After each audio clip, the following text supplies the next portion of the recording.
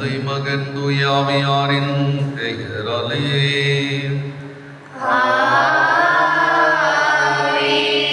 நம் ஆண்டவராகிய இயேசு கிறிஸ்துவின் அருளும் கடவுளின் அன்பும் தூயாவியாரின் நட்புறவும் உங்கள் அனைவரோடும் இருப்பதாக.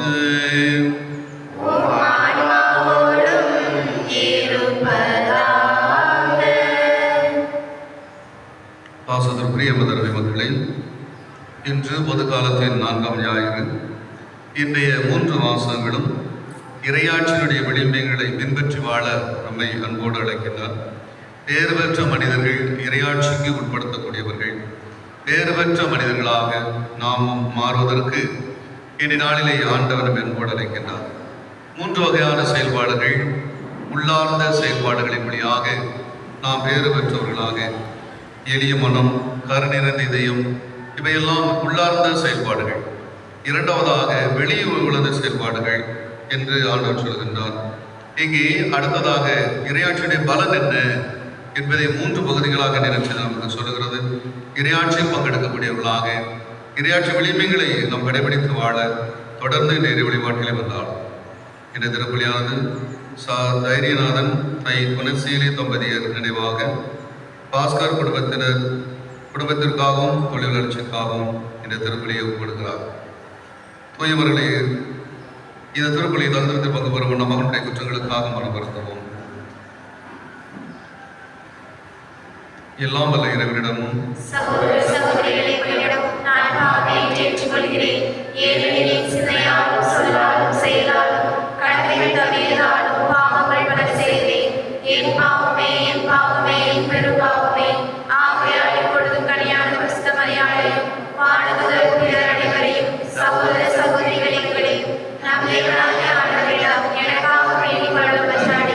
எல்லாம் வல்ல இறைவன் மீது ரக்கம் வைத்து நம் பாவங்களை எல்லாம் மன்னித்து நம்மை நிலைவாழ்வுக்கு அழைத்து செல்வாராக.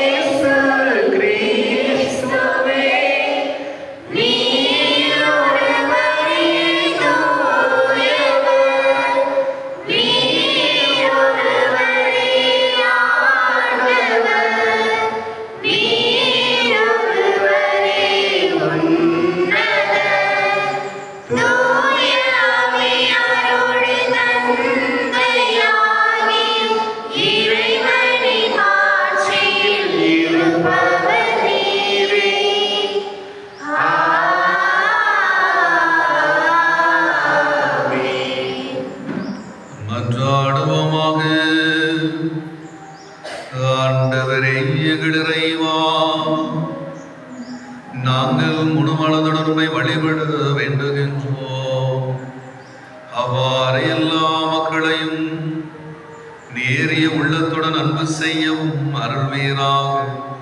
உம்மோடு தூயாவியாரின் ஒன்றிப்பின் இறைவனாய் என்ற நம்பால் ஆட்சி செய்கின்றவர் வழியாக உம்மை மன்றாடுகிறோம்.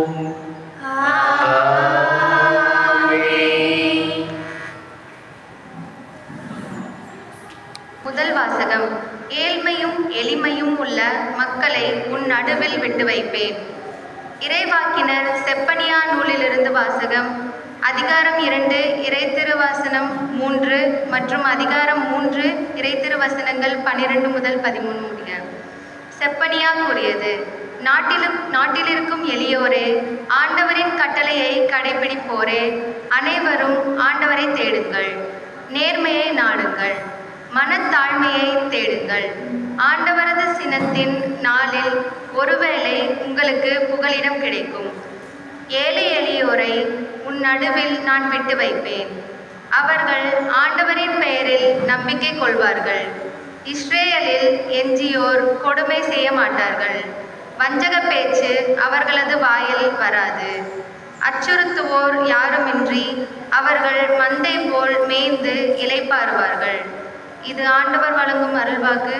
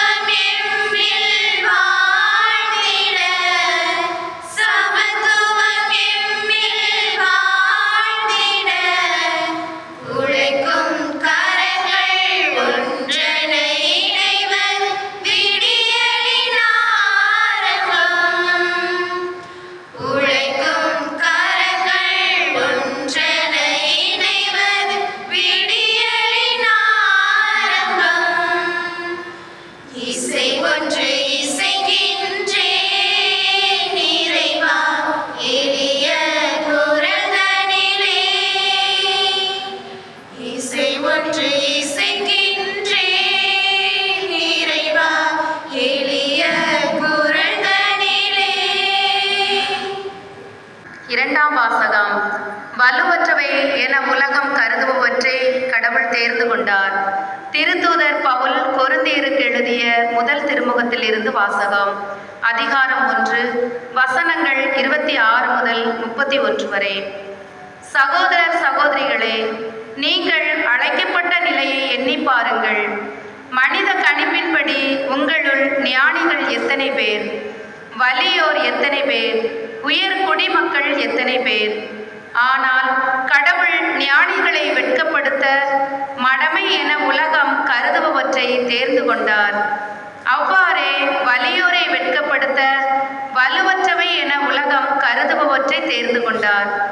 உலகம் ஒரு பொருட்டாக கருதுபவற்றை அழித்துவிட அது தாழ்ந்ததாக கருதுபவற்றையும் இகழ்ந்து தள்ளுபவற்றையும் கடவுள் தேர்ந்து கொண்டார். எவரும் கடவுள் முன் பெருமை பாராட்டாதபடி அவர் இப்படி செய்தார். அவரால் தான் நீங்கள் கிறிஸ்துவுடன் இணைக்கப்பட்டிருக்கிறீர்கள். கிறிஸ்துவே கடவுளிடமிருந்து நமக்கு வரும் ஞானம். அவரே நம்மை ஏற்புடையதாக்கி தூயவராக்கி மீட்கின்றார். எனவே மறைநூலில் எழுதியுள்ளவாறு பெருமை பாராட்ட விரும்புகிறவர் ஆண்டவரை குறித்தே பெருமை பாராட்டட்டும். இது ஆண்டவர் வழங்கும் அருள்வாக்கு.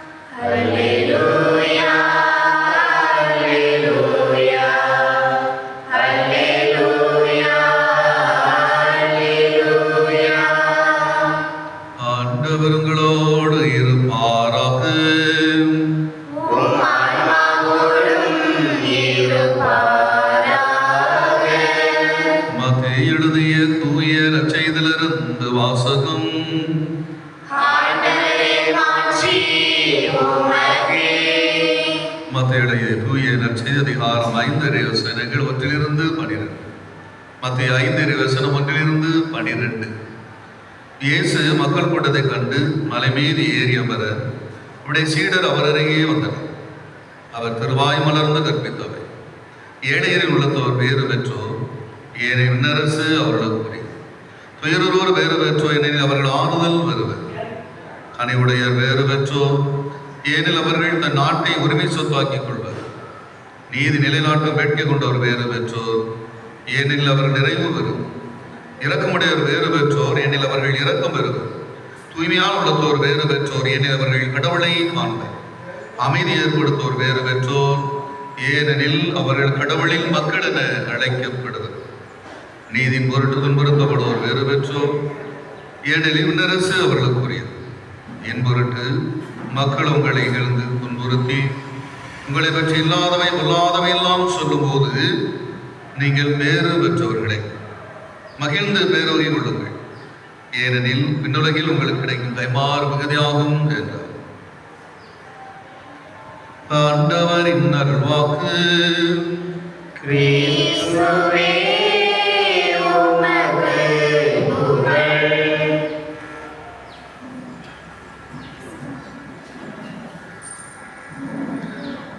ஏழையரின் உள்ளத்தோர் வேறு பெற்றோர், ஏனெனில் விண்ணரசு அவர்களுக்கு உரியது.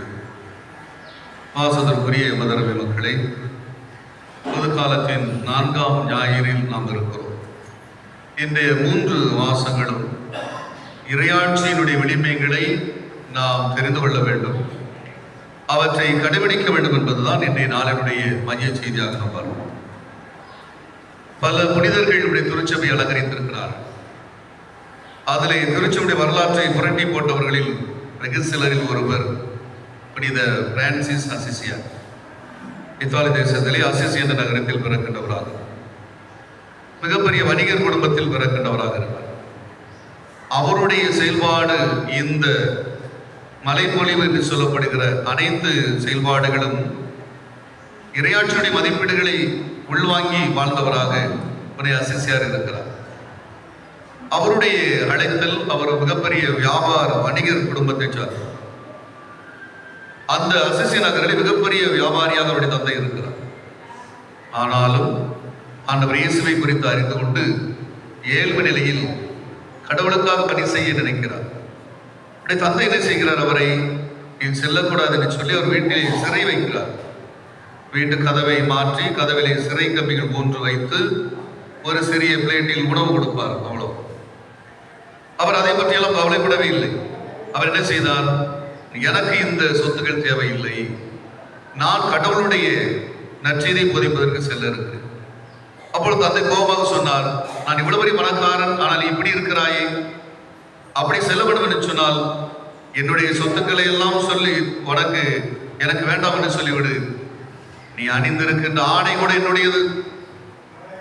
உடனே அவர் சொன்னார், என் சொத்து நான் சொத்திற்கு எழுதி கொடுத்து விடுகிறேன், ஆடை வேணும் என்றால் உடனே தந்து விடுகிறேன் என்று அவர் கலற்றி எறிந்துவிட்டு நிர்வாணமாக அசிசி ரத வீதி அந்த வியாபார தளத்திலே நடக்கிறார்.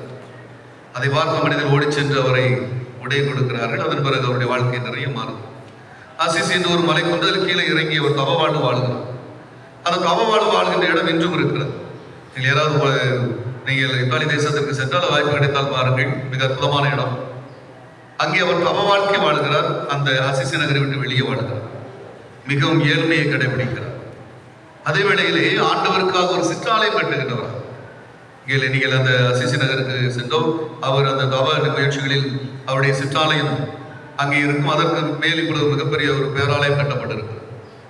அவருடைய வாழ்க்கை எப்படி இருந்தது என்று சொன்னால், ஏதாவது மிகவும் ஏழ்மை இருந்தவராக, தரையில் படுக்கின்றவராக, ஒருவேளை உணவு அருந்துகிறவராக, இன்னும் சொல்ல போனால் அவருக்கு ஏதாவது சிந்தனைகள், தீய சிந்தனை வருகின்ற பொழுது அங்கே ஒரு ரோஜா தோட்டம் இருக்கும். அந்த ரோஜா தோட்டத்திலே அந்த முட்கள் மீது படுத்து உருளுவார். அந்த ரோஜா முட்கள் எல்லாம் அவர் மீது குத்திக்கொள்ளும். அவ்வளவு துன்பப்பட்டார்.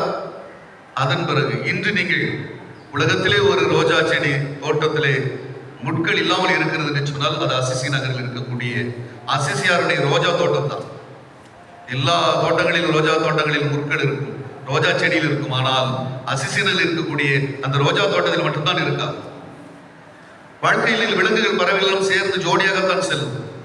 அசிசி நகரில் இருக்கின்ற அசிசியாருடைய கையில் மட்டும்தான், என்ன யூடியூப்ல பாருங்க, அந்த கையில் மட்டும்தான் ஒவ்வொரு நாளும் ஒரு புறா வந்து அமர்ந்து விட்டுச்சு.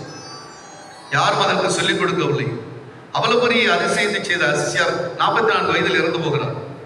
திருச்சபை அவரை எந்த அளவுக்கு இயற்கை நேசிக்கின்றவராக, இயற்கை மீது, இயற்கை விலங்கு பறவைகள் எல்லாம் அன்பு செய்கின்றவராக, இந்த உலகம் இப்பொழுது எவ்வாறு இருக்கிறதோ, இங்கே நுகர்வு கலாச்சாரம், உலகத்தில் எவ்வளவு வாழ முடியுமோ அவ்வளவு, இந்த உலகம்தான் இன்பம் என்பது, இந்த உலகத்திற்கு எல்லாவற்றையும் அனுபவித்துக் கொள்கின்ற உலகத்திலிருந்து மாற்று உலகத்திற்கு அழைத்து சென்றவர் அசிசியார். அதனால்தான் அவருக்கு ஏழ்மையில் வாழ முடிந்தது. இந்த நற்செய்தி அவருக்கு மிக பொருத்தமாக இருப்பதை நான் பார்க்கிறேன். இறையாட்சியினுடைய விளிம்புகள் என்பது அசிசியார் வாழ்ந்த வாழ்க்கை என்று நாம் சொல்லலாம். அந்த அளவுக்கு அந்த மனித திருச்சபை புரட்டி போடுகிறார். ஆரம்பிக்கப்பட்டிருக்கின்ற எல்லா சபைகளும், எந்த சபையாக இருந்தாலும் சரிதான், Franciscan missionary of Mary, FM sisters, நீங்க எந்த சபை எடுத்தாலும் பிரான்சிஸ்கன் என்ற வார்த்தை இல்லாமல் இருக்கா.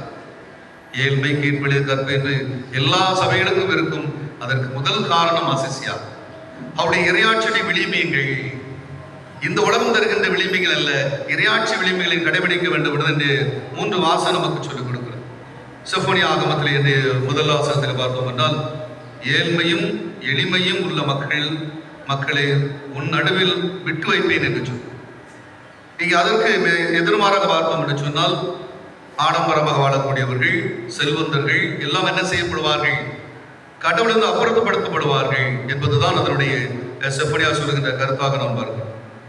ஏழை எளிய நடுவில், உங்கள் நடுவில் நான் விட்டு வைப்பேன், அவர்கள் ஆண்டவரின் பெயரில் நம்பிக்கை கொள்வார்கள். இறையாட்சி என்பது யாருக்குரியது என்று சொன்னால், இங்கே யாரெல்லாம் எளிய மனப்பான்மையோடும் கனிவோடும் காட்சி நேர்ந்த உள்ளத்தோடும் இருக்கிறார்களோ அவர்களுக்கு தான் இறையாட்சி என்பதை இன்றைய முதல் வாசகம் சொல்கிறது. இன்றைய 11 பாடலை நீங்கள் எடுத்துக்கொண்டும் என்று சொன்னால், இன்றைய நற்செய்தியில் சொல்லப்பட்டிருப்பது போல, ஏழையரின் உள்ளத்தோர் பேறு பெற்றோர், ஏனெனில் அவர்கள் விண்ணரசு அவர்களுக்கு உரியது. இங்கே ஏழைகள் வேறு பெற்றவர்கள். எங்கே வேறு பெற்றவர்கள்? இந்த மண்ணுலகில் அல்ல, விண்ணுலகில் வேறு பெற்றவர்கள். மண்ணுலகில் யார் வேறு பெற்றவர்களாக இருக்கிறார்கள்? பணக்காரர்கள் வேறு பெற்றவர்களாக சொல்லப்படுகிறது. இங்கே பின்னரசில் வலுவற்றவர்கள் வேறு பெற்றவர்கள், இந்த மண்ணுலகில் வலுவுள்ளவன் தான் வேறு பெற்றவன். அதைத்தான் 2ஆம் வாசகம் சொல்கிறது. திருத்தூர் பவுல் கொரிந்தியருக்கு எழுதிய முதல் திருமுகத்திலே 1ஆம் அதிகாரம் 26-31 இறைவசனங்கள். வலுவற்றவை என உலகம் கருதியவற்றை கடவுள் தேர்ந்தெடுத்துக் கொண்டார். இறையாட்சி என்பது இந்த உலகத்தில் இருக்கிறவர்கள் வலுவற்றது என்று எதை நினைக்கிறார்களோ அதை. 3 கருத்துக்களை சொல்கிறார் பாருங்கள். ஞானிகள் வெட்கப்பட இங்கே மடமைகளை கடவுள், மடமை என உலகம் கருதி தேர்ந்தெடுத்தது. ஞானிகள் இந்த உலகம், விண்ணரசு என்பது இறையாட்சி என்பது இங்கே மடமை என்று உலகம் கருதிய மக்கள். 2ஆவது வார்த்தை சொன்னால் வலியோர், வலிமை வாய்ந்தவர்கள் இந்த உலகை சார்ந்தவர்கள், இறையாட்சி சார்ந்தவர்கள் வலுவற்றவர்கள். இங்கு இந்த உலகம் ஒரு பொருட்டாக கருதாதவற்றை, அழித்துவிட தாழ்ந்ததாக கருதுவற்றை, இகழ்ந்ததாக கருதுவற்றை கடவுள் தேர்ந்தெடுத்தார். இந்த உலகம் எதையெல்லாம் தாழ்ந்ததாக இகழ்ந்ததாக கருதுகிறதோ இறையாட்சி அதைத்தான் எடுத்துக்கொள்கிறது. இந்த உலகம் அதை எடுத்துக்கொள்வதில்லை. இந்த 2வது நற்செய்தியத்தை, இந்த 2 வாசகத்தை தான் துறவர வாழ்வில் இருக்கின்றவர்கள் நன்றி பலியாக எடுத்துக்கொள்வார்கள். கடவுள் ஞானிகளை வெட்கப்படுத்த மடமையான உலகம் கருதியவற்றை தேர்ந்தெடுத்தார்கள். ஒவ்வொரு குருவானவரும் அதை சொல்லுவோம். நானும் அதைத்தான் சொல்லுவேன். நான் உலகத்திற்கு மடமையானவனாக இருந்தேன். என்னோடு பிறந்த 5 அண்ணன்மார்கள் எல்லோரும் மிகப்பெரிய படிப்பு படித்தவர்கள். ஆனால் அவர்கள் கல்வியிலே மிகச்சிறந்து விளங்கினார்கள். நான் உலகம் மடமை என்று கருதப்பட்ட மனிதன். எல்லோரும் நன்றாக படிப்பார்கள், எனக்கு படிப்பே வராது. எல்லோரும் நன்றாக பாடுவார்கள், எனக்கு பாடவே தெரியாது. எல்லோரும் நன்றாக வாசிப்பார்கள், எனக்கு வாசிக்கவே தெரியாது. எல்லோரும் நன்றாக படித்து நல்ல பதவியில் இருக்கிறார்கள், என்னால் அதுவெல்லாம் ஒரு நாளும் நான் ஆலயத்துக்கு சென்றது. இறையிலத்தை பற்றி தனியாக ஒரு நாள் வாய்ப்பு கிடைக்கும் பேசுறேன். ஒருபொழுதும் ஆலயத்துக்கு சென்றதில்லை. எங்கள் வீட்டு ஆலயத்துக்கு எதிர்ப்புறமாக இருக்கிறது. எல்லோரும் ஆலயத்தில் இருப்பார்கள், நான் ஆலயத்துக்கே வருவதில்லை. உலகம் மடமையான கருதியை கடவுள் தேர்ந்தெடுத்துக் கொண்டார். உலகிற்கு நான் மடையவனாக இருந்தேன். அதுதான் இறையாட்சி அன்புகளே. இந்த நற்செய்திக்கு நாம் வருவோம். இந்த நற்செய்தி எடுத்துக்கொண்டு என்று சொன்னால் இங்கே 3 பகுதிகளாக நற்செய்தி பிரிக்கப்பட்டிருக்கிறது. இங்கே முதல் பகுதியிலே எங்கே நடைபெறுகிறது, ஆண்டவர் இறையாட்சி குறித்து என்ன சொல்கிறார் என்பது. இறையாட்சி இங்கே இயேசு மக்கள் கூட்டத்தை கண்டு மலை மீது ஏறி அமர.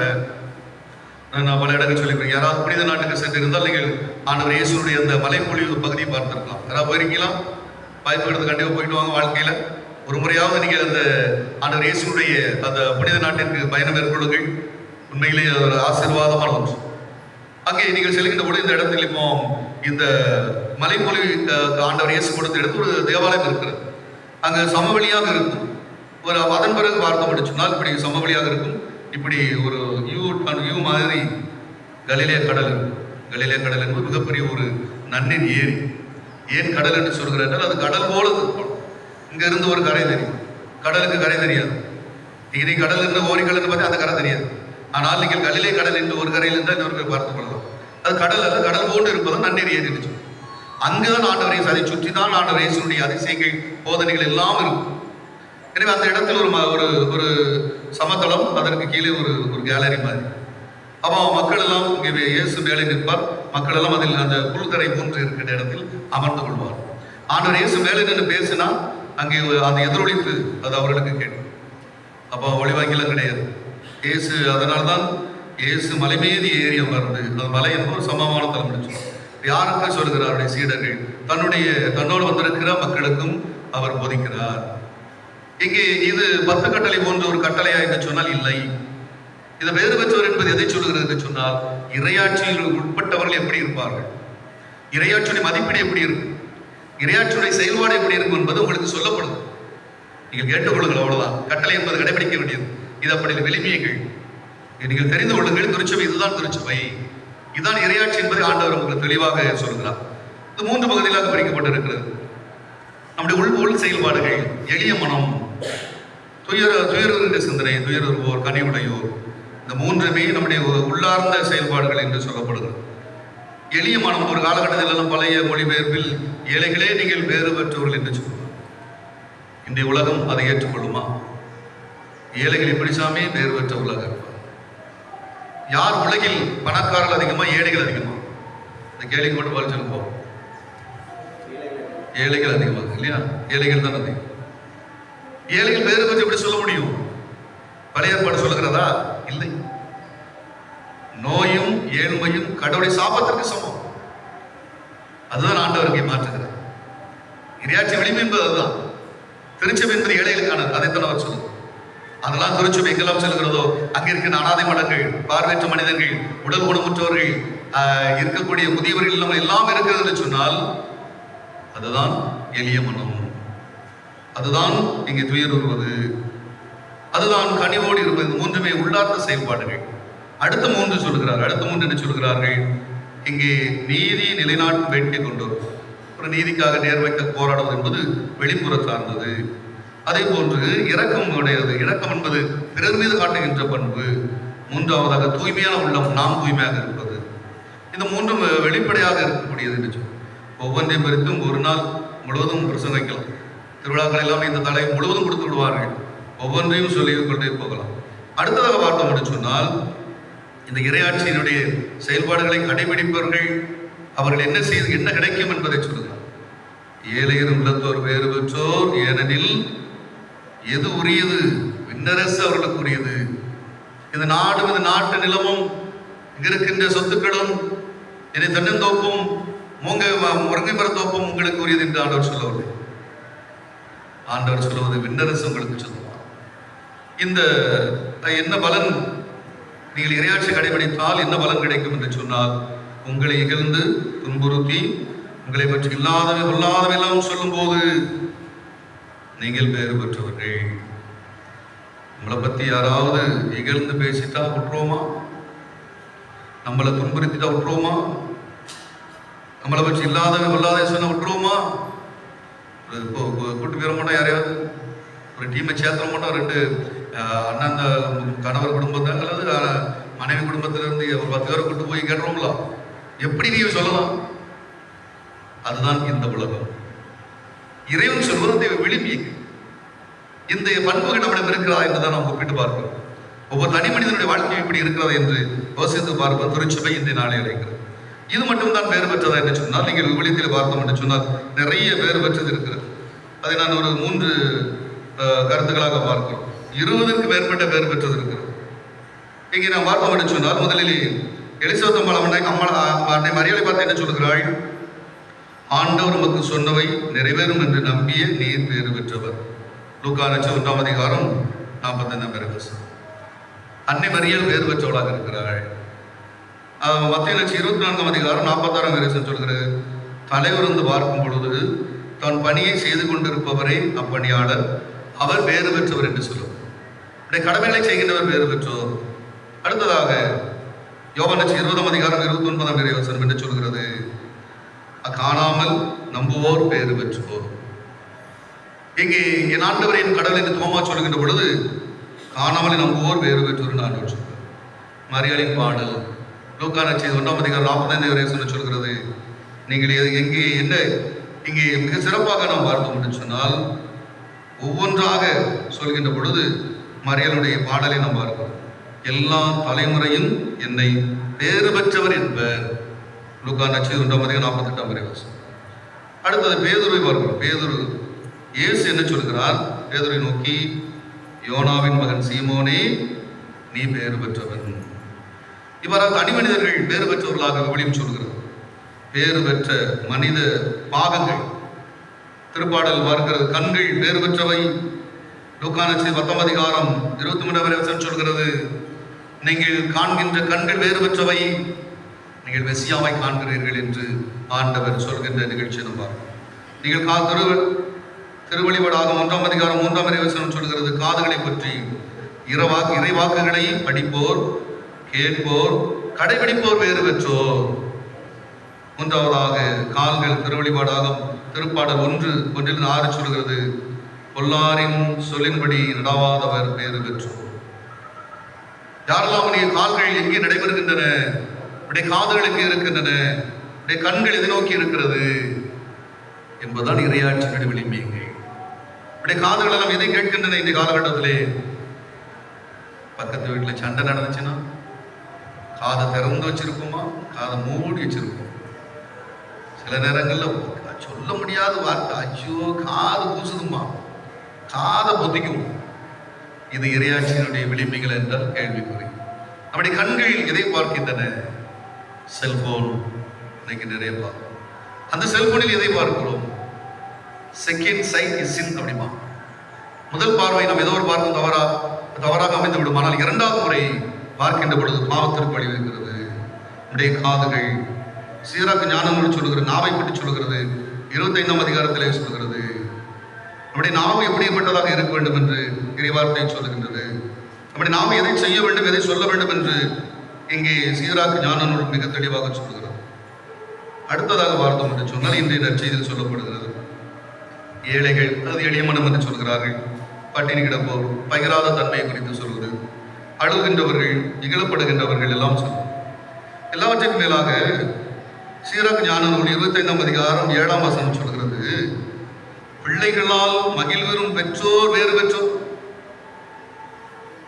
பாப்பா இன்னைக்கு சொல்லி என் பிள்ளைய வச்சு எனக்கு ரொம்ப சந்தோஷம் சாமி, யார் ஒரே பிள்ளை தான், நான் உட்காருவான், எந்தினா படினா படிப்பான், சாப்பிட்னா சாப்பிடுவான், கோயிலுக்கு போவான். சொல்ல முடியுமா? ஐயோ சாமி, இவனை பெற்றதிலிருந்தே துன்பம் தான். 10 மாசம் வைக்க வேண்டியவன் 8 மாசம் வெளியே தொழுந்துட்டான், நான் என்ன செய்ய? அப்புறம் ஐயோ ஆசத்துக்கு அலைஞ்சிருக்கேன். நைட் 6 மணிக்கு அழ ஆரம்பிச்சான்னா விடிய கச்சேரி தான். அதனால் வீட்டுக்காரர் அந்த ஆள் கூட தூங்கிடுவார் பக்கத்து ரூம்ல போய். இவனை நான் தூக்கிட்டு தெருவா அலையும். நைட்டு ஓட ஆரம்பிச்சா ஒவ்வொரு தெருவா ஓடும். பின்னாலேயே போவேன். சாப்பிட மாட்டான். ஐயா பிடிச்சுக்கிட்டு சாப்பிடாச்சாச்சு. படிக்க சொன்னேன், கேட்க மாட்டான்ட்டான். அவன் கல்லூரி கொஞ்சம் படிச்சு ஏதோ ஒரு அறிவே கிடையாது சாமி அவனுக்கு. அவன் அப்பனுக்கு எப்படி புத்திருச்சோ அப்படியே தான் இருக்கு. அவனை ஒரு கெட்டி எழுந்து கொஞ்ச நாள், இவரை கெட்டி எழுத வேண்டியது. அதுக்கப்புறம் படிக்க சொன்ன சாமி, நல்ல கல்லூரியில் படினேன், படிக்க முடியாட்டான். நான் என்னெல்லாம் நினைச்சனோ அதெல்லாம் அவனை படிக்க சொன்னேன். நான் தான் அவனை நீனாவது உருப்பட்டுருந்தேன். அவன் என்னை போலதான் இருக்கான். ஒரு சொல்லடிக்க பைக் அவனை 10ஆம் முடிச்சு பார்த்துங்க, 12ஆம் போறான். 12ஆம் முடிச்சா நான் நல்ல பைக் வாங்கி தரேன்னு சொன்னேன். ஒரு 3 லட்சம் ரூபா பைக் வாங்கி தரேன்னு சொன்னேன். அப்ப இப்போ வசதி இல்லை பைக் வேண்டாம், நீ கல்லூரிக்கு போகவே மாட்டாங்க. என்னத்தை நாங்கள் இவனை வச்சு அனுபவிச்சுட்டேன் என்று சொல்லக்கூடிய பெற்றோர்கள், கணவன் அல்லது யார் இருக்கலாம், பெற்றோர்கள் இருக்கின்றவர்களாக இருக்கிறார். உலகம் எல்லை நம்முடைய பிள்ளைகளால் மகிழ்ச்சி இருக்கின்ற பெற்றோர்கள் இன்றைய காலகட்டத்தில் இருக்கிறார் என்றால் கண்டிப்பாக இல்லை. ஒரு காலகட்டம் இருந்து 7 பிள்ளை பெற்றுவாங்க, 7 பிள்ளை இருப்பாங்க, சந்தோஷமா இருந்தாங்க. அன்னைக்கு காலகட்டத்தில் எல்லாவற்றையும் இதுவும் இருந்தது, யாராவது ஒரு பிள்ளை நல்லா இருக்கும். ஆனால் ஒரு மாதத்திற்கு ஒரு பிள்ளை வீட்டிற்கு செல்லக்கூடிய அவல நிலையில் இன்றைய பெற்றோர்கள் இருக்கிறார். 7 பிள்ளைகளையும் ஒரே இடத்தில் படுத்து வளவைத்தவர்கள் 7 இடத்தில் இருக்கின்ற பொழுது 7 இடங்களுக்கு மாதந்தோறும் செல்லக்கூடிய பெற்றோர்கள் அதிகரித்துக் கொண்டிருக்கிறார். ஒருவேளை உணவிற்கு கூட கொடுக்க முடியாத பிள்ளைகளாக நம்ம அப்பத்தாவை ஆட்டை போட்டாங்க அப்படின்னு சொல்லி ஒரு படம், எல்லாம் ஒரு அற்புதமான நிகழ்ச்சி. ஒரு சிறிய குறும்படம், 1 மணி நேரம் நினைக்கிறேன், தமிழ்ல தான் பிடிச்ச பாட்டு, யூடியூப்ல போட்டுப்பாங்க. ஒரு பெற்றோர்கள் எவ்வாறு நீங்கள் நடத்துகிறார்கள் என்பது மிக தெளிவாக சொல்லப்பட்டிருக்கின்ற ஒரு படம். அது இன்னைக்கு முதியோர்கள் எவ்வாறு அவலநிலைக்கு ஆளாகிறது. முதியோர் இல்லம் ஆண்களுக்கு தனி, பெண்களுக்கு தனி. ஒரே ஒரு பையன் கல்யாணம் ஆயிடுச்சு. பையன் என்ன செஞ்சுட்டா, வழக்கம் போல ஒரு பேத்தி, மருமகா, மகன் எல்லாம் சேர்ந்து அந்த அம்மாவை அனாதை இல்லத்துக்கு விட்டாச்சு. அவர் காலங்கள் உருண்டு ஓடுகின்ற பொழுது இந்த அம்மாவுக்கு தாங்க முடியல, என் பிள்ளை நான் அப்படி பெற்று வளர்த்தனை இப்படி பண்ணிட்டானே அப்படின்னு. அப்போ அங்க இருக்கிற எல்லாம் சேர்ந்தா இருந்தார்.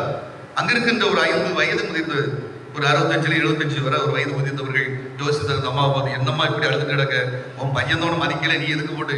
இல்லையா, என் பையன்ட நான் இப்படியாவது நான் பையன் தான் எனக்கு வேணும், அவன்கிட்ட சொன்னானா அவன் கேட்க மாட்டேங்கான். இவர்கள் திட்டமிடுகிறார், எப்படியாவது பையனை வழிக்கு கொண்டு வருவதற்கு ஒரு நாடகம் நடத்துகிறார். என்னன்னா 70 வயது ஒரு முதியவர், இந்த அம்மாவுக்கு 65 வயசு. இந்த 5 பேரும் சேர்ந்து இவர்கள் காதலர்கள், இவர்களை நாங்கள் சேர்த்து வைக்க போகிறோம் என்று சொல்லுங்க. எல்லாருக்கும் ஆச்சரியம், என்னையா கதையா இருக்கு. இந்த 5 பசங்கள்ட்ட சொல்லியாச்சு, 5 பசங்கள்ட்ட சொல்லிட்டாங்க, எப்பா உனக்கு வயசு என்ன, உனக்கு காதல் வர வயசாயுது. எல்லாரும் ஏசுறாங்க, போன போட்டு யாரும் போன எடுக்கிறது. இந்த ஆளு 75 வயசு, அந்த அம்மா 65 வயசு, 70 வயசு. அந்த பையன் சொல்றான், உனக்கு கண்டனா நான் பார்த்துக்க, உனக்கு இந்த வயசுல காதல் தேவையா, உனக்கு எல்லாம் நாடகமாகவே நடைபெறும். அந்த அவர் சொல்லுவாரு, கண்டிப்பா நம்ம பையன் உனக்கு காலில் கதற வைக்க பாரு அப்படி. இல்லை நீங்க கூட்டு பேசுறீங்க, என் பையனை காயப்படுத்தினாங்க, அப்படிலாம் ஒன்றும் நடக்காது. அப்படிலாம் ஒருத்தர் வரமாட்டான், அதை நம்ம பையனுக்கு வரைய மாட்டான். நாங்க சொல்ற நாடகத்தை நீ ஒத்துழைய கண்டிப்பா வருவோம். அவர்கள் சந்திரபூச்சூர்லேயும் ஒரு லாட்ஜில கூட பேசுறாங்க. அங்க போலீஸ் வந்து கூட்டு போயிடுறாங்க, போலீஸ் ஸ்டேஷன் போயிடுறாங்க. சுருக்கமாக சொல்லி போலீஸ் ஸ்டேஷன் போன உடனே என்ன அப்படின்னு போலீஸ் கேட்காங்க, இவர்களின் காதலர்கள் சேர்த்து வைக்கிறான். யோ இந்த பிள்ளைக்கு வயசு என்னையா? 67 வயசு. அவருக்கு 70. என்னையா காலகட்டம், என்ன நினைச்சிட்டு இருக்கீங்க? இவ்வளவு பெரிய காதல் எப்போ வரும் நீங்க சொல்லுங்க சார் அப்படின்னு போலீஸ்காரர்கள் கேட்காங்க. காதல் எப்போ வரும்? எப்பவும் வரும். அப்புறம் என்ன, இந்த வயசுல காதல் வருமா? நீங்க சேர்த்து வைங்க. இவருக்கு தலை பிச்சுக்கிற இன்ஸ்பெக்டர் டிஎஸ்பி வர சொல்றாரு. சரி குடும்பத்தை வர சொன்ன பையனை வர சொல்றான். பையன் வந்துடுறான். பையன் மருமக மகா 3 பேத்தி வந்துடுறான். இவர் கதற, என் தம்மா அந்த பையன் சொல்றேன், அம்மா என் வீட்டுக்கு வந்துருமா, எனக்கு அசிங்கமா தருது, இப்படிலாம் பண்ணலாமாம்மா நீ? அப்பா தம்மா சொல்லு, நான் உன்னை பெத்து வளர்த்து ஆளாக ஒருவேளை சோறை கூட நீ எனக்கு கொடுக்கலையே, ஆனா நான் முதியோர் இடத்துல சந்தோஷமா தான் இருப்பேன். இவங்க எனக்கு ஆனாலும் நான் பெத்த பிள்ளைங்கிறனால என்னால மறக்க முடியல. அதுக்கு நான் 5 உதவி செஞ்சான். ஏமா இந்த வயசுல உனக்கு காதல் தேவையா? அவங்க எனக்கு உதவி செஞ்சாங்க, அவ்வளவுதான். ஏமா நீ அப்பாவை நீ வந்து அப்பாவுக்கு நீ துரோகம் பண்ணலையா? எங்க அப்பா நம்ம அப்பாவுக்கு கணவருக்கு துரோகம் பண்ணலையா? நான் பண்ணல அப்படிச்சு. அரட்டாங்க, என்ன கதையா இருக்கு, எப்படி நீங்க சொல்லலாம்? நம்ம சொல்லிச்சு, உன் அப்பா இருக்கான்ல பெரிய குடிகாரன், நான் வச்சுக்க தெரியுமா, அவனை கெட்டதே அதிகம் முதல்ல, சரியா? தெரியாம கட்டி வச்சுக்கிட்டாங்க. சரி நானும் கட்டிக்கிட்டேன். 2 மாசம் தான் அவங்க வாழ்ந்துருக்கேன். ஒரே சண்டை அடி, ஒரு நாள் நிம்மதி கிடையாது. ஏதோ ஒன்றே நான் பெற்றுட்டேன். இப்போ சொல்லு அப்படின்னு சொன்னம்மா. அரட்டாரண்டாவே. சரிம்மான்னு வீட்டுக்கு வாழ வர முடியாது, நாங்கள் 2 பேரும் வாழ போறோம். எப்படி எப்போ வயசு என்னமோ உனக்கு 65 வயசு 70 வயசு எப்படி வாழ முடியும்? நான் வாழ்ந்துக்கிறோம், நீ போயா? மருமக வந்து கதற, இல்லை மாமி வீட்டுக்கு வந்துருக்கேன், ஒருவேளை சோறு எனக்கு கொடுத்துருப்பியா, ஒரு காஃபி கொடுத்துருப்பியா, தவிச்ச தண்ணி கொடுத்துருப்பியா? பேத்தி வர, பாட்டி வாங்க, அப்பத்தான் வாங்க, அதான் அப்பத்தான் வாட்டை போட்டாங்க. அப்பா அந்த அம்மா சொல்லிச்சு, நீ என்னைக்காவது ஒரு நாள் என்ற வந்து உட்கார்ந்து 2 மணி நிமிடமாவது நீ பேசியிருப்பியா? உங்களுக்கெல்லாம் தனி உலகம், இந்த உலகத்தை கொடுத்தது யார்? நான். இன்று நீங்கள் வசதியாக வாழ்வதற்கு காரணம் யார்? நான். ஆனால் நீங்கள் அப்படி செய்து விட்டீர்கள். உடனே இந்த பையன் காலை வந்து கதறான். வழக்கமா பெத்த தாய் இல்லையா, அவள் இறங்குகிறார். அப்போ இந்த ஆளு, இந்த காதலர் 75 வயது காதலர் சொல்கிறார், நீ உன் பையனோட போ, உன் பையனோட நீ வாழ்ந்துக்க. அப்படி அந்த காவல் நிலையத்துடைய வாசலுக்கு சென்று அப்படி திரும்பி ஒரு புன்னகை விட்டு சொல்லிட்டு செல்கிறார். அந்த பழைய ஞாபகத்தை சொல்கிறார். உன் பையன் அதே மாதிரி அவன் மகனும் காலையில் இருந்து கதறுகிறான், எம்மா நீ எப்படியாவது வந்துடும் அப்படின்னு. அந்த மனிதர் அந்த காவல் நிலைய வாசல் என்று அதை ஞாபகப்படுத்தி விட்டு செல்கிறார். அந்த குடும்பம் செல்வதாக அந்த 1 மணி நேர படம் முடிகிறது. எல்லாம் இதில் இருக்கிறது, எல்லாமே இதில் இருக்கிறது. பெற்றோரை நீங்கள் இப்படி நடத்த வேண்டும் என்று இருக்கு. இதுதான் இறையாட்சி. நீங்கள் உங்களுடைய குடும்பத்தில் உங்களுடைய தந்தையோடும் தாயோடும் மருமகளோடும் பேர பிள்ளைகள் சேர்ந்து வாழ்வது இறையாட்சி. இந்த உலகம் இப்படி இருக்கிறது. முதியோரிடத்தில் செல்லுகின்ற உலகம் என்று சொன்னால் அது இறையாட்சிக்குரிய செயல்பாடு அல்ல அன்பு மக்களே. இங்கே பிள்ளைகளில் மகிழ்வுகின்ற பெற்றோர். அடுத்ததாக அறிவு கூர்மையோடு உள்ள மனைவியோடு வாழும் கணவர்கள்.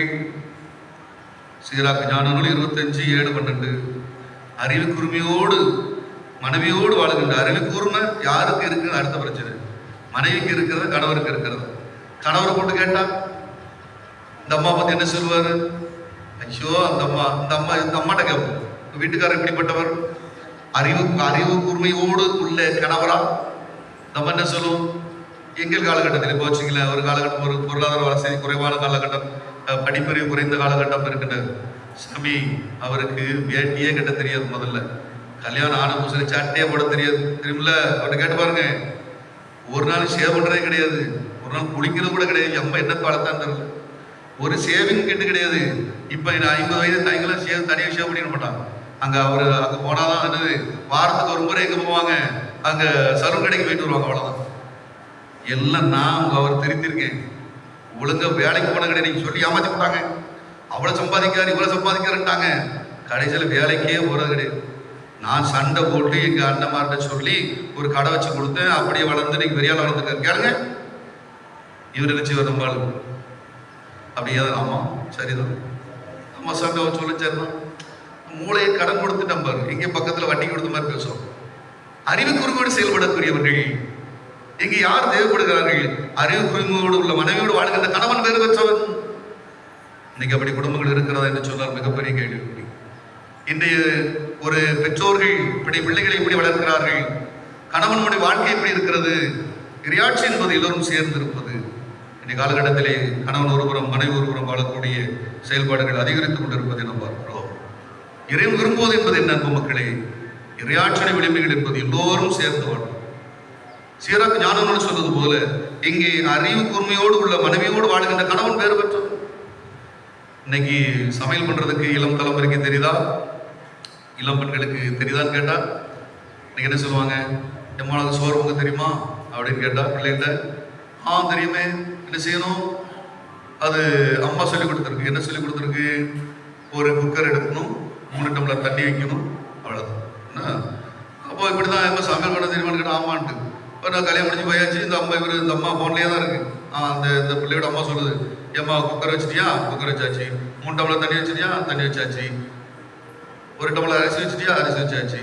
ஒரு மணி நேரம் கழிச்சு இந்த அம்மா ஃபோன் பண்ணு, ஏம்மா சவர் வந்துட்டா? குக்கர் திறந்து பார்க்கு, குக்கருக்குள்ள 3 டம்ளர் தண்ணி, 1 டம்ளர் அரிசி விட்டு. ஏம்மா ஏன் இன்னும் குக்கர் சோறு வேலையாகும்? அப்பதான் இந்த அம்மாவுக்கு ஞாபகம் வந்துச்சு, மகிட்ட சொல்ல மறந்துட்டு, ஏம்மா அடுப்பெல்லாம் பற்ற வைக்கணுமா இருந்துச்சு. எதனா அடுப்பை பற்ற வைக்கணுமா? அப்பந்தான் சோறே வரும். நீ இது யான்ட்ட சொல்லலை அப்படின்னு அம்மாட்ட பக்கம் கட்டுச்சு. பல நேரங்களில் இதுதான் நிலவரமாக இருக்கு. இப்படிதான் குடும்பத்தில் ஒரு அம்மா மாமி அந்த காலகட்டத்தில் மசாலா அரைப்பான். இன்னைக்கு யாராவது அரைக்கீங்களா? அம்மியில் அரைப்பான். நான் அரைச்சிருக்கேன். நான் சின்ன வயசுல எங்கள் வீட்டில் 5 பசங்க, அதெல்லாம் நாங்கள் தான் மசாலா அரைப்போம். மீன் குழம்புக்கு என்ன செய்யணும்? எங்கள் பகுதியில் தூத்துக்குடி பகுதியிலலாம் மீன் குழம்புக்கு என்ன எப்படி மசாலா அரைக்கும் அப்படின்னா என்ன தெரிஞ்சுங்க. முதல்ல தேங்காய் வைக்கணும். தேங்காய் வச்சு அதை கொஞ்சம் நல்லா இடிக்கணும். அது வடுக்க தேங்காவாக இருக்கும். அப்போ என்ன செய்யணும்? கொஞ்சம் கல் உப்பு வைக்கணும். கல் உப்பு வச்சு மேலே வச்சு நச்சு இடிச்சு நச்சிடும். கொஞ்சம் மஞ்சள் துண்டு வைக்கணும், கொஞ்சம் சீரகம் வைக்கணும், அதனால் கொஞ்சம் வெங்காயம் வைக்கணும். அப்புறம் நல்லா மைக்கணக்கு அரைக்கணும். பல நேரம் கொஞ்சம் ஒரு 1/2 மணி நேரம். இப்படி இந்த அம்மா என்ன செஞ்சு, மாமி என்ன செஞ்சுன்னா மசாலா அரைச்சி அதை தேங்காய் வச்சு நச்சுட்டு சீரகம் வச்சு சின்ன வெங்காயம் வச்சு மஞ்சள் மறந்துச்சு. மருமகா கல்யாணம் இன்னும் உள்ள வந்திருக்கா. மருமகிட்ட சொல்லி, ஏம்மா அதை கொஞ்சம் மஞ்சள் துண்டு எடுத்துட்டு வந்துச்சு. மருமக எங்கே ஓடனா தெரியுமில்லையா? கடனை பெட்ரூம் போனான். அதுதானா பெட்ரூம் போய் டம்முன்னு பீரோ திறந்தா. வெள்ளை துண்டு இருக்கு, செப்பு துண்டு இருக்கு, பச்சை துண்டு இருக்கு, மஞ்சள் துண்டு காங்கல. எங்க வாங்க அவனு வேகமா ஓடி வந்தான். உங்க அம்மா மஞ்சள் துண்டு கேட்காங்க. இவனும் பீரோல கேட்டான். அந்த அம்மா எங்க செஞ்சுட்டு கேட்டு வரும். ஓடி வந்தான். அம்மா நீங்க என்ன கேட்டீங்க? இல்லையா அலமாரி அடுப்பங்கரையில இருக்கக்கூடிய டப்பாக்குள்ள மஞ்சள் துண்டு இருக்கு. அப்பதான் அவனுக்கு நிம்மதி வந்துச்சு. எம்மாடி அப்படின்னு ஓடி போய் மஞ்சள் துண்டு எடுத்து அம்மாவுக்கு கொடுத்தான். இதுதான் இன்னைக்குள்ள நிலவரமா இருக்கு. பல குடும்பங்களில் உள்ள உறவுகள் அப்படித்தான் இருக்கு. இங்கே ஒருவருக்கு ஒரு அன்பு செய்து வாழ்வதுதான் இறையாட்சி விளிம்புகளாக நமக்கு சொல்லப்படுகிறது. நாம் சிந்திப்போம். கடவுள் நமக்கு சிந்திக்கின்ற ஆற்றலை கொடுத்திருக்கிறார். கடவுள் நமக்கு மகிழ்கின்ற ஆற்றலை கொடுத்திருக்கிறார். கடவுள் நமக்கு நடக்கின்ற ஆற்றலை கொடுத்திருக்கிறார். எல்லாமே நம்முடைய வாழ்க்கையில் நாம் இந்த இறையாட்சி விளிம்புகளை கடைபிடித்தால் அதுதான் ஆசீர்வாதம். அத்தகைய பண்பு நலங்களில் சிறந்து வழங்க இன்றைய நாளிலே நாம் ஆண்டவிடம் மன்றாடுவோம். ஒரு நிறைவாக ஆசீர்வதிப்பாராக. ஆமென்.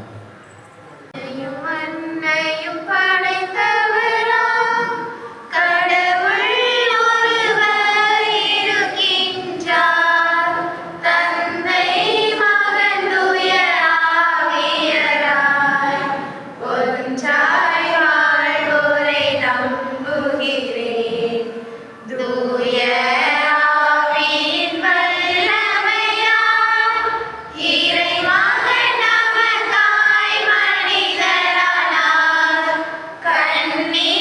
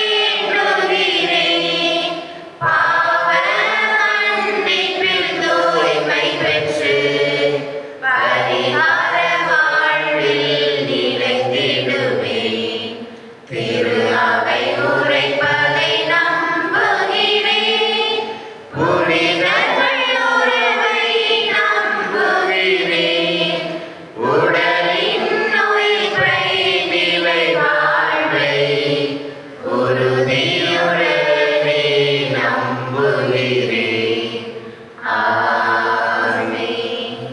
அன்புமிக்க சகோதர சகோதரிகளே, இறையாட்சியினுடைய விளிம்புகளை கடைபிடித்து இறையாட்சியுடைய ஆசிரியரை பெற என்று இறைவன் நம்மை அழைக்கின்றார். இன்றைய வழிபாடு நம்மை அழைக்கிறது.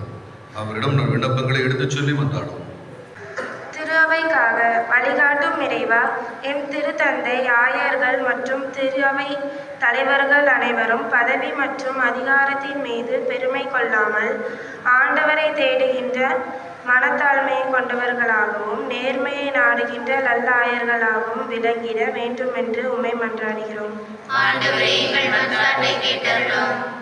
அழைப்பின் நாயகனே, நாளை கொண்டாடப்படவிருக்கும் ஆண்டவரை காணிக்கையாக அர்ப்பணித்தல் விழாவினை முன்னிட்டு துறவற வாழ்வை மேற்கொண்டுள்ள அனைவரும் தங்கள் அழைப்புதலின் மேன்மையை உணர்ந்து தூய பவுலடியாரின் நினைவூட்டலுக்கு ஏற்ப தங்களது அர்ப்பண பணியில் பிரமாணிக்கத்துடனும் மகிழ்ச்சியுடனும் பயணிக்க அருள் தர வேண்டுமென்று உம்மை மன்றாடுகிறோம். ஆண்டவரே, எங்கள் மன்றாட்டை கேட்டருளும். உலகத் தலைவர்களுக்காக அமைதியின் அரசரே, உலகில் வஞ்சக பேச்சும் கொடுமைகளும் ஒழியவும் அச்சுறுத்துவார் யாருமின்றி மக்கள் இளைப்பாற வேண்டும் என்ற இறைவாக்கினரின் கனவு நனவாகவும் உலகாளும் தலைவர்களும் எம் நாட்டு ஆட்சியாளர்களும் நீதியுடன் செயல்பட வேண்டுமென்று உம்மை மன்றாடுகிறோம். ஆண்டவரே, எங்கள் மன்றாட்டை கேட்டருளும். இளையோர் மற்றும் வலுவற்றோருக்காக ஞானத்தின் ஊற்றே, உலக ஞானத்தால் வரும் பெருமைகளை தவிர்த்து இறை ஞானத்தை தேடும் எளியவர்களை கடவுள் உயர்த்துகிறார் என்ற உண்மையை எம் இளைஞர்கள் உணரவும் அவர்கள் கல்வியிலும் ஆற்றலிலும் வளரும் அதே வேளையில் மனத்தாழ்மையிலும் சிறந்து விளங்க வரமருள வேண்டுமென்று உம்மை மன்றாடுகிறோம். ஆண்டவரே, எங்கள் மன்றாட்டை கேட்டருளும். பங்கு சமூகத்திற்காக கனிவுள்ள தந்தையே, இங்கே குழுமையுள்ள நாங்கள் அனைவரும் மழைப்பொழிவின் சாரத்தை எங்கள் வாழ்வில் உள்வாங்கி ஏழையரின் உள்ளத்தோராகவும் தூய மனத்தோராகவும் அமைதி ஏற்படுத்துவோராகவும் வாழ்ந்து விண்ணரசுக்கு உரிய பேறு பெற்ற மக்களாக மாறிட வேண்டுமென்று உம்மை மன்றாடுகிறோம். ஆண்டவரே, எங்கள் மன்றாட்டை கேட்டருளும். நம்முடைய தனிப்பட்ட தேவனுக்காக சிறு மௌனமாக கொண்டாடுவோம்.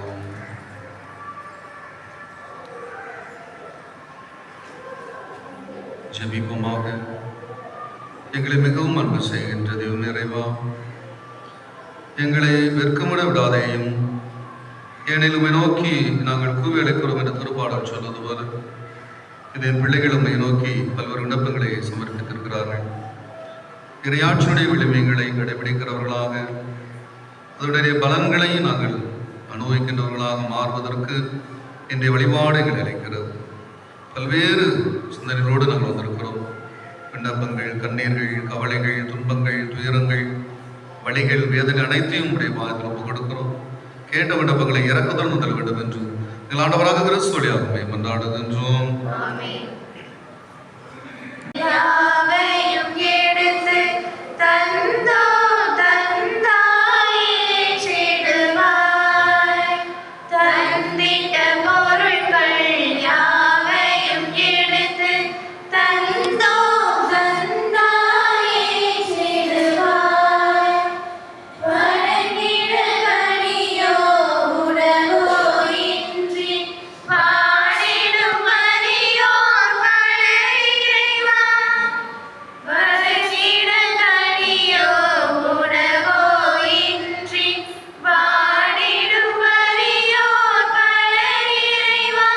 வெறும் விழி நீர் வியர்வை வேதனை அன்றி வேறெதுமல்லா நிலை இறைவா. தந்திட்ட பொருட்கள் யாவையும் எடுத்து தந்தோம் தந்தாயே சிடுவாய்.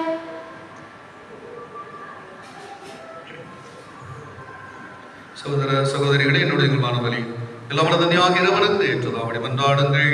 ஆண்டவர் தம்மை ஏற்றுக்கொள்ளும் ஆட்சிக்காகவும் நமது நன்மைக்காகவும் புனித திரு அவை அனைத்து நலன்களுக்காகவும் உமது கட்டளைகளை ஏற்றுக்கொள்வாராக.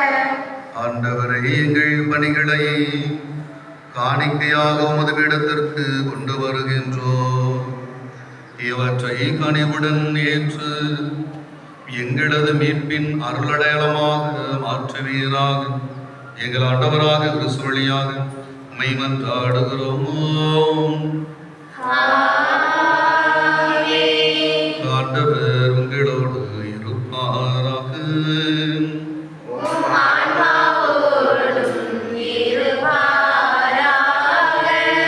இதயங்களை மேலே எழுப்புங்கள்.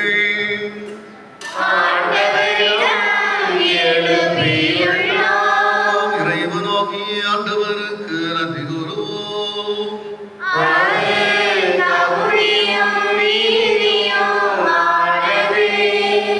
ஆண்டவரை தூயவரான தந்தை, என்றும் உள்ள எல்லாம் வல்ல இறைவா, எந்நாளும் அவ்விடத்திலும் நாங்கள் உமக்கு நன்றி செலுத்துவது மெய்யாக்குமை தாக்குதியும் நீதியுமாகும். எங்கள் கடமையும் மீட்புக்குரிய செயலுமாகும். ஏனெனில் எங்கள் புகழரை உமக்கு தேவை என்று ஆயினும் நாங்கள் உமக்கு நன்றி செலுத்துவது உமது அருள் கொடையாலே.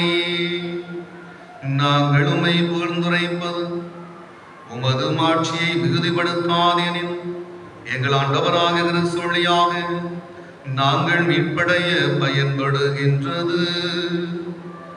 ஆகவே வானதூதர் திரளோடு வந்து சேர்ந்து நாங்கள் உம்மை புகழ்ந்தேத்தி மகிழ்ச்சியுடன் அறிக்கையிட்டு பாடுவதாவது: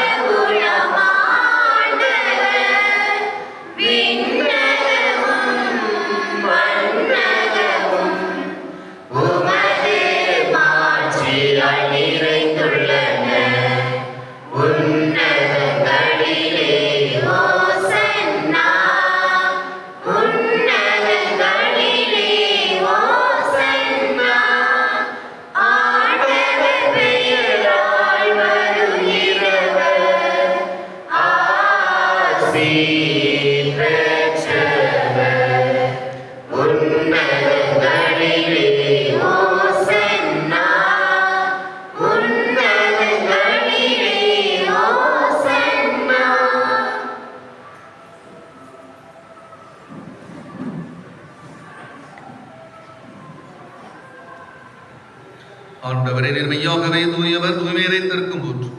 ஆகவே ஆவிய பொழுது காணிக்கைகளை கீழ்படுத்தும் வேண்டுகிறோம். இவ்வாறு ஆண்டவர் இயேசு கிறிஸ்துவின் உடலும் இரத்தமாக எங்களுக்கு வை மாறுவரவாக. அவர் பாடுபட உளம் கணிந்து தம்மை கையளித்த போது அப்பதை எடுத்து நன்றி செலுத்தி அதை விட்டு தாம் சீடருக்கு அளித்து கூறியதாவது: அனைவரும் இதிலிருந்து பெற்று உண்ணுங்கள். ஏனெனில் இது உங்களுக்காக கையளிக்கப்படும் என் உடல்.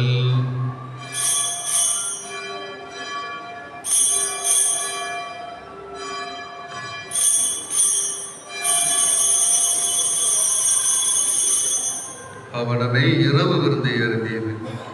கிண்ணத்தை எடுத்து மீண்டும் மக்கள் நன்றி கூறி தாம் சீடருக்கு அளித்தவர் கூறியதாவது: அனைவரும் இதிலிருந்து பெற்று வருகுங்கள்.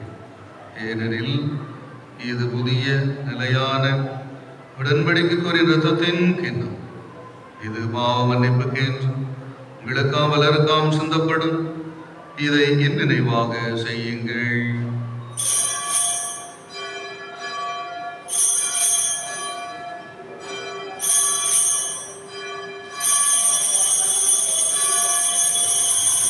நம்பிக்கையின் மறைபொருள். ஆண்டவரே, நீர் மறுமளவும் உமது இறப்பினை அறிக்கையிடுகின்றோம். உமது உயிர்ப்பினையும் எடுத்துரைக்கின்றோம். ஆகவே ஆண்டவரே, நாங்கள் கிறிஸ்துவின் இறப்பினை உயிர்ப்பினை கூர்ந்து வாழ்வதன் அப்பத்தையும் மீட்பளிக்கின்றதை முகப்பு கொடுக்கின்றோம். ஒருவனும் நமக்கு ஊழியம் புரிய தகுந்தவர்களை ஏற்றுக்கொண்டீர். எனவே மக்கு நன்றி செலுத்துகிறோம். மேலும் கிறிஸ்துவின் இரத்தத்திலும் மகளோட மகளை தூய ஆவியாரோடு சேர்க்க வேண்டும் என தாழ்மையுடன் கொண்டாடுகிறோம். ஆண்டவரே, உலகெங்கும் வரவேற்கும் திரு ஆவை நினை குருந்தரிடம் எங்கள் திருத்தந்தை லியோ, எங்கள் ஆயர் ஸ்டீஃபன், எல்லா திருநிலையினர் ஆகியவரோடும் திரு அவை அன்பில் நிறைவேற சென்றிடும். மேலும் உயிர் தொழுவது நோக்குடன் தொழில்களும் எங்கள் சகோதர சகோதரிகளையும் இறந்தோர் அனைவரும் இறக்குதுணை கூர்ந்து உமது திருமக ஒளிநல் ஏற்றர் எங்கள் அனைவர் மீதும் இரக்கமாயும் கடவுளின் கண்டித்தாயான மரியம் உடைய கணவரான யோசேப்பு புனித திருத்தூதர்கள் இவ்வுலகிலும் ஒப்புந்தவராய் இருந்தோராகிய புனிதர் அனைவருடன் நாங்கள் இலைவாழ்வில் பங்கு கொள்ளும் தகுதி பெற்று திருமண இயேசு கிறிஸ்து வழியாக உம்மை புகழ்ந்தேற்கும் வரமருள் உம்மை மன்றாடுகிறோம். இவர் வழியாக இவரோடு இவரில் எல்லாம் வல்ல இறைவனாகிய தந்தையே தூய ஆவியாரின் ஒன்றிப்பில் எல்லா புகழும் ஆட்சியும் என்றென்றும் உமக்கு உரியதே.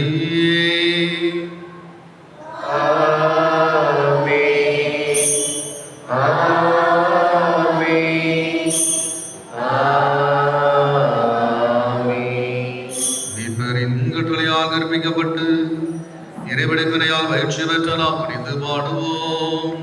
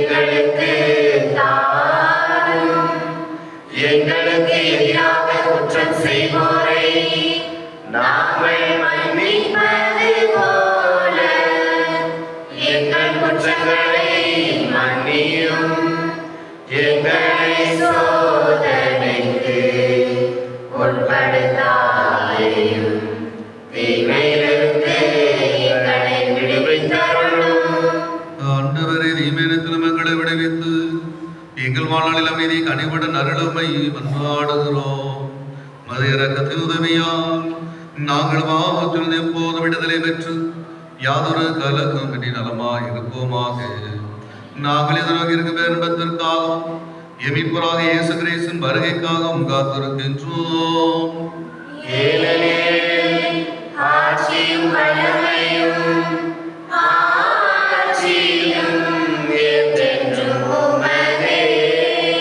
ஆண்டவரே இயேசு கிறிஸ்துவே, அமைதி கொண்டு சொல்கிறேன், என் அமைதியை உங்களுக்கு அளிக்கிறேன். திருத்தூதர்களுக்கும் எழுதுகிறேன், எங்கள் வாவலை வாராமல் மத்துராவின் நம்பிக்கை நோக்கி மற்றத்திற்கு ஏற்பதற்கு அமைதி ஒற்றும் அளித்திருப்பீராக என்று வாழ்ந்து ஆட்சி செய்கின்றவரே. ஆண்டவருடைய அமைதி உங்களோடு என்று இருப்பதாக.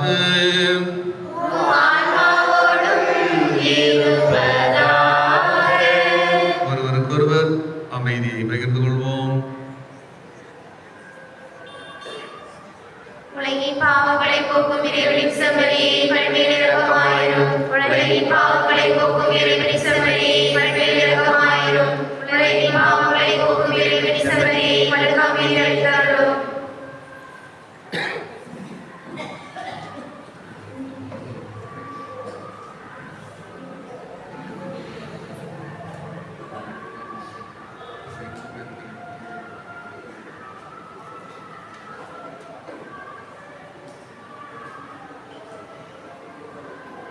இதோ இறைவனின் செம்மறி, உலகின் பாவங்களை போக்குகின்றவர். செம்மறி விருதுகளை பெற்ற நாம் அனைவருமே பேறு பெற்றோம். இல்லத்தில் இடத்தில் நான் தகுதிய சமன், ஆனால் ஒரு வார்த்தை மட்டும் சொல்லி எனது ஆன்மா நலமடையும்.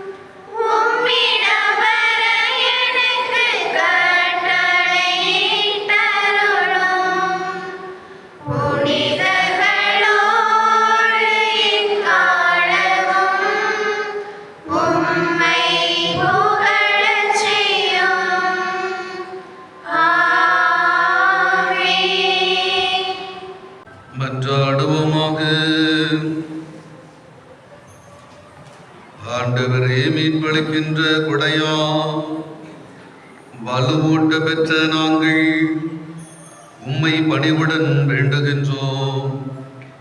அதனால் முடிவில்லாமை பிணிந்த உதவியா இறையாட்சியின் விளிமீன்களை கடைபிடிக்கவும் உண்மையான நம்பிக்கை என்று வளர்ச்சியுற செய்வீராக. எங்கள் ஆண்டவராக கிறிஸ்து வழியாக உம்மை மன்றாடுகிறோம்.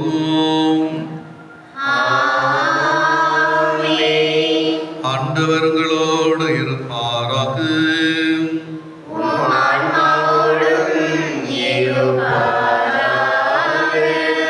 எல்லாம் வல்ல இறைவன் தந்தை மகன் தூயாவியா இங்கே கூடியிருக்கும் உங்கள் அனைவரையும் ஆசீர்வதிப்பாராக.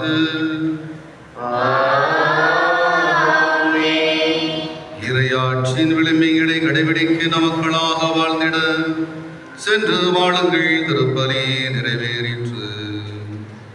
இறைவனுக்கு